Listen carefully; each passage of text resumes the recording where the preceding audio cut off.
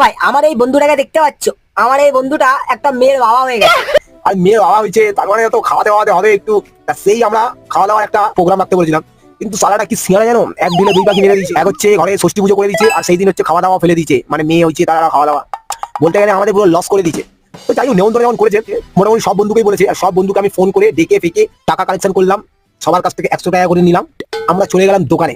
এই যে সাইকেল দোকানটা দেখতে পাচ্ছ, এখানে হচ্ছে বাচ্চাদের হাঁটা গাড়ি নিয়েছিলাম, এখনো হাঁটতে পারে না, তার ফিউচারের জন্য একটা হাঁটা গাড়ি নিয়ে নিয়েছিলাম। সেকেন্ড নিয়েছিলাম একটা দোলনা, ঝুলন্ত দোলনা, ও যখন প্যাঁটা করে কাঁদবে তখন এই দোলনায় ঝুলিয়ে দেবে। আর একটা নিয়েছিলাম হাতের বালা, এই সোনার দোকান থেকে। তারপরে আমি কিনতে চলে গেছিলাম ওষুধের দোকানে, সেখান থেকে নিয়েছিলাম স্মল হাগিস। বাচ্চা তো মুদবে হাঁকবে, ওর ঘুমের ডিস্টার্ব হবে, তার জন্য ওটা কিনে দিয়েছিলাম। সবকিছু নিয়ে আমরা সব বন্ধুরা মিলে চলে গেলাম ওর বাড়িতে, সবকিছু ওর মেয়ে এবং ওর বইয়ের হাতে ধরিয়ে দিলাম। দিয়ে ফিয়ে সবকিছু কমপ্লিট করে আমরা বসে গেলাম খেতে।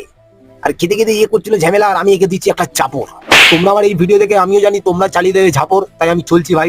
Tata bye bye, Ram Ram, খুদা হাফিজ।